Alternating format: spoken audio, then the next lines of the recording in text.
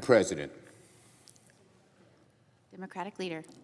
Madam President, a few minutes ago, for the second time this year, Senate Republicans began the process to pass legislation eviscerating Medicaid, abandoning our kids, failing our veterans, and squandering our future, all for the sake of tax cuts for the ultra-rich. This is the Republican agenda. Billionaires win, American families lose. Billionaires win, American families lose in the Republican plan. And Republicans have failed to be honest with the country about the true nature of their plans. They have tried to hide their Medicaid cuts. They have tried to hide their billionaire tax giveaways with budgetary gimmicks and distractions. They're tying themselves in knots. They don't want the American people to know what their agenda is. Well, if Republicans won't be straight with the American people about their agenda, Senate Democrats are glad to do it for them. Tonight, my colleagues and I will begin to put the Republican agenda on trial before the court of public opinion here on the floor of the Senate. It's going to be a long few days for Senate Republicans. Democrats will expose the dark corners of the Republican plan. We will explain the devastating consequence, highlight the many injustices that Republicans will inflict on people's health care, on their financial security, on their children's future, and on the very future of the American dream itself. We begin tonight with a topic close to home for all of us, Medicaid. It's my honor to join my fellow Democrats to lay the case before the American people for how Republicans plan to destroy Medicaid as we know it and harm millions and millions and millions of Americans. We will share the stories of people back home. We will illustrate the full scale of the destruction these cuts would do. And we will make it clear to the American people, while Republicans work like hell to eliminate Medicaid, to cut taxes for the rich, Democrats are fighting to protect the health care the American people deserve and need. And Medicare will be the first of 6 different themes that we'll focus on here on the floor. Tomorrow, we will be focused likewise as we debate this bill on Republicans' morally bankrupt tax breaks for billionaires, on Donald Trump's dumb and costly tariffs, on the need to stand up for our veterans and our national security, on the unprecedented corruption Donald Trump has unleashed in our government, and finally, on the existential fight to protect Social Security from the chainsaw of Elon Musk. These are the themes we will cover today and tomorrow. This is the fight the American people need to see, because people's lives and livelihoods are at stake. The health care that protects our kids is in danger. Our children, their health care is in danger. The benefits that keep our seniors whole are at risk. Senior citizens in their golden era could have Medicaid, the rug pulled out from under them, leaving them in dire straits. The investments that unlock America's future now stand on the edge of a knife. Why? Why? Why are Republicans doing this? Why are they being so cruel, so callous, so thoughtless? Why are those in the billionaire bubble who seem to run Donald Trump and Elon Musk? Why are they doing this? Very simple. They're trying to give the ultra-rich another tax break.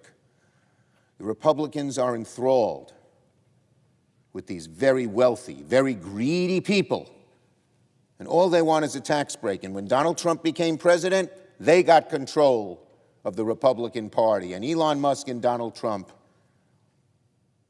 are in the billionaire bubble. And when Democrats expose all these cuts to health care and veterans aid and benefits for the American people to see, the American people will think it's sickening.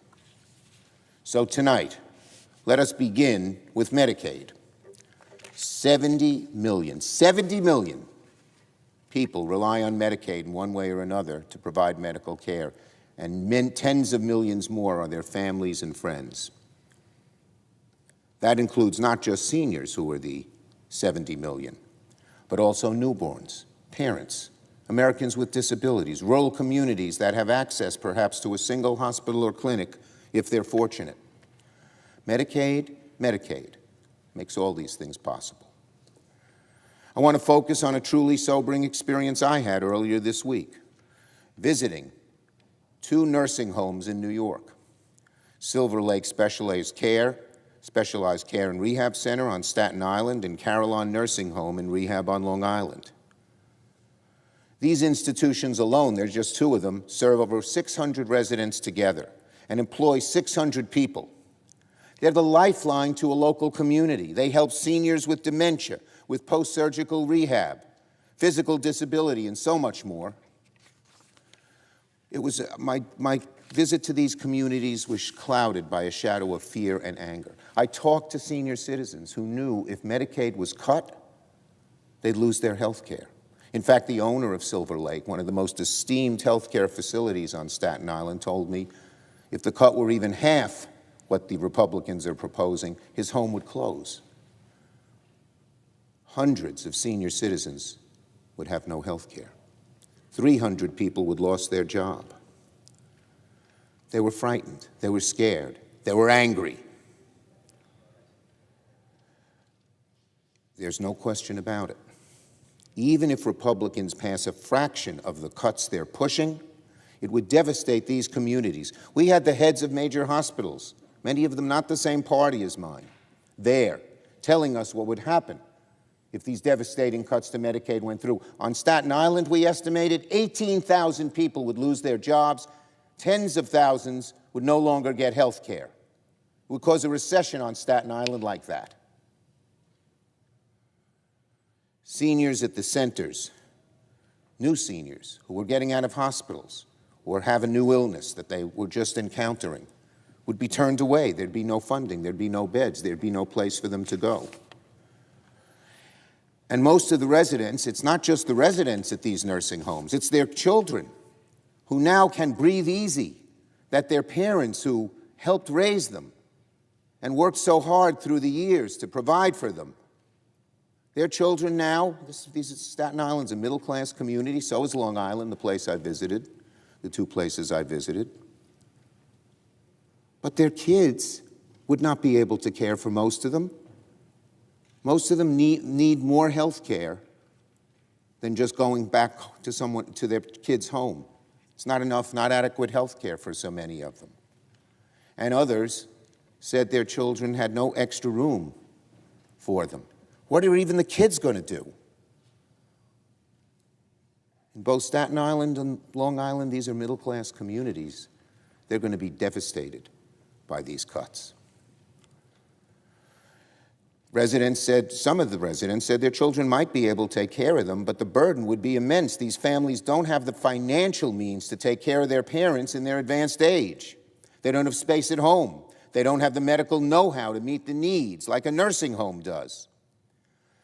And any of you, the millions of Americans who have a parent who struggled with dementia or physical disabilities, those people, we know that our parents need the help of medical professionals to care for them properly, and that's why Medicaid is so vital, so important, such a lifeline to tens of millions of families across America. The Republican Medicaid cuts would be a gut punch to these families. It was the same story on Long Island. Senior citizens scared, nervous, angry about what these budget cuts would do to them that the Republicans are proposing, that Trump and Musk are proposing. Workers worried they might lose their jobs. They work so hard in these facilities because they care about the patients they're caring for. Told, nope, no more funding. For no reason, they're doing a great job. Same on Long Island. as in Staten Island, and the same across all of America in poor communities, which of course depend on Medicaid. So many people, Medicaid is their only lifeline to health care, to middle-class communities, even well-to-do communities. All of them nervous, scared, angry, furious at what these cuts would do to them. Why, people ask, why are they doing this? Why are they being so mean? Why are they being so cruel? Why are they being so callous? And we have to answer, for one reason. They want to give billionaires a tax cut. And they want to take the money away from working families, take needs of things that working families need, take them away, and give them so there's more tax cuts for the billionaires.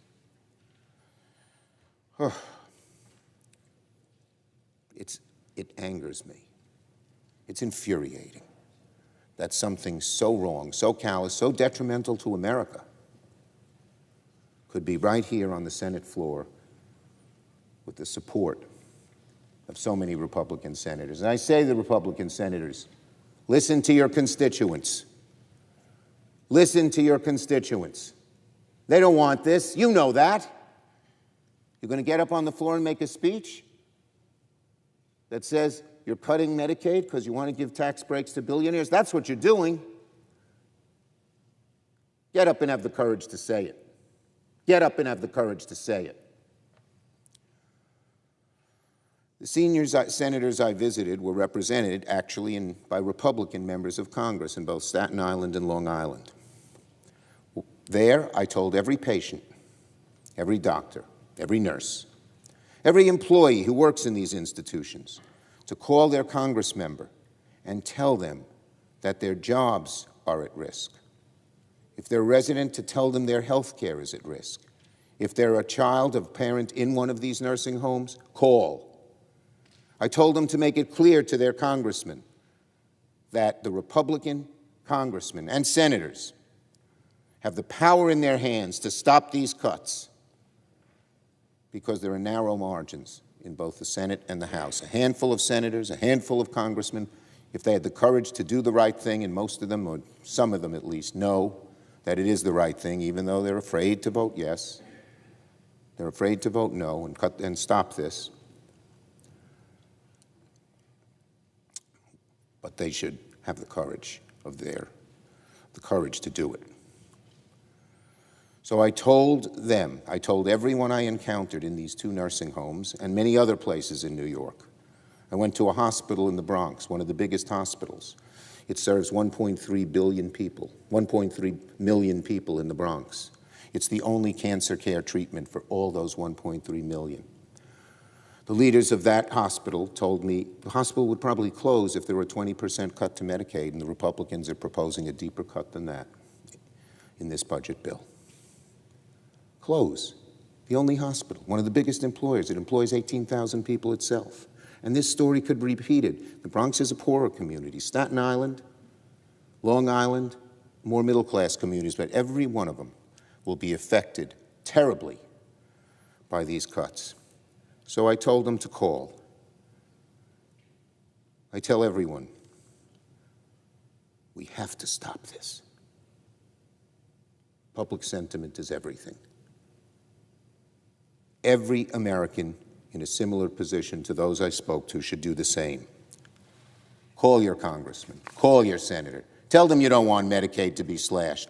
Tell them you don't want nutrition assistance to be eliminated. Tell them you don't want our seniors to be abandoned. Tell them you don't want to see these cuts, these cruel, heartless cuts, just so the wealthiest Americans can get another break they don't need. That's what the next few days are about, fighting these awful cuts done to help the wealthiest Americans get a tax break. That is the fight Democrats will have here on the Senate floor. That is the fight we will have tonight. That is the fight we will have tomorrow and beyond. Democrats are fighting every day in every way against these attacks, against American families, against this plan which says billionaires win families lose. Democrats stand united.